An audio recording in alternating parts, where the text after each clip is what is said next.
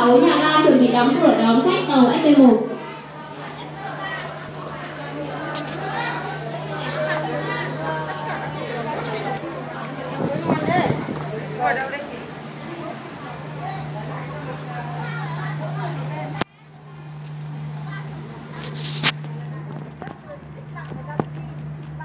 ตอนนี้อยู่ไหนแล้ว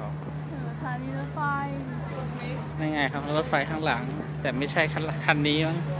ไม่ใช่ขบวนนี้ยังไม่ได้กินอะไรเลยหิวหิวด้วยข้างบนจะมีอะไรขายเนี่ยนั่นดิสงสัยจะแพงด้วยจบการเสนอข่าวเพียงเท่านี้